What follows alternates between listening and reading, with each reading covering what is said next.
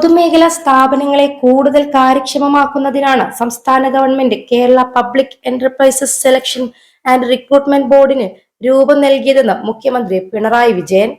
കേരളത്തിലെ വിവിധ പൊതുമേഖലാ സ്ഥാപനങ്ങൾ ഫലപ്രദമായി പ്രവർത്തിക്കുന്നതിന് സുതാര്യമായ നടപടികളിലൂടെ കാര്യക്ഷമതയും നൈപുണ്യവുമുള്ള ഉദ്യോഗാർത്ഥികളെ തെരഞ്ഞെടുക്കുന്നതിനായി സംസ്ഥാന സർക്കാർ രൂപീകരിച്ച സ്വയംഭരണ സ്ഥാപനമാണ് KPESRB.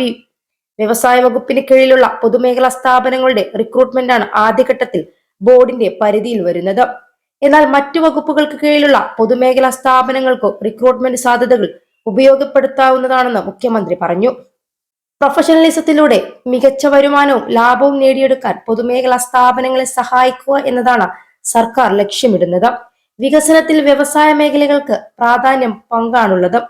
സ്വകാര്യ മേഖല മാത്രമാണ് വ്യവസായ മേഖലയെന്ന് കരുതരുതെന്നും പൊതുമേഖലക്ക് വ്യവസായ മേഖലയിൽ സുപ്രധാന പങ്കാണ് വഹിക്കാനുള്ളതെന്നും മുഖ്യമന്ത്രി വ്യക്തമാക്കി. +2 ഡിഗ്രി കഴിഞ്ഞവർക്ക് വേൾഡ്സ് ഫസ്റ്റ് AR/VR ക്ലാസ് റൂമിലൂടെ സ്മാർട്ട് ഫോൺ എഞ്ചിനീയർ ആവാം. കൂടുതൽ അറിയാൻ വിളിക്കൂ ബ്രിഡ്കോ ആൻഡ് ബ്രിഡ്കോ.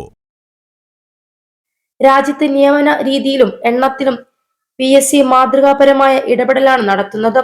ജനസംഖ്യയിലും വിസ്തൃതിയിലും മുന്നിലുള്ള സംസ്ഥാനങ്ങളും UPSC അടക്കമുള്ള സ്ഥാപനങ്ങളും കേരളവുമായി താരതമ്യപ്പെടുത്തുമ്പോൾ തുച്ഛമായ നിയമനമാണ് നടത്തുന്നതെന്ന് PSCയുടെ അതേ കാര്യക്ഷമതയോടെ MD അടക്കമുള്ളവരെ നിയമിക്കുന്നത് KPESR ബോർഡിലൂടെയായിരിക്കും.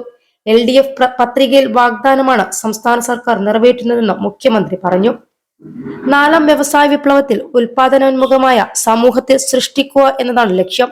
നൈപുണ്യം ഉറപ്പുവരുത്തിയും പൂർണ്ണമായും സംവരണ തത്വം പാലിച്ചുമായിരിക്കും നിയമനങ്ങൾ നടത്തുക.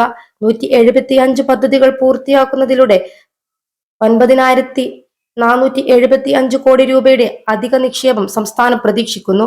നഷ്ടത്തിലായ പൊതുമേഖലാ സ്ഥാപനങ്ങളെ ലാഭത്തിലേക്ക് എത്തിക്കാനും മൊത്തം ലാഭം 148 കോടിയായി ഉയർത്താനും സംസ്ഥാന സർക്കാരിന് കഴിഞ്ഞതായും മുഖ്യമന്ത്രി പറയുന്നു.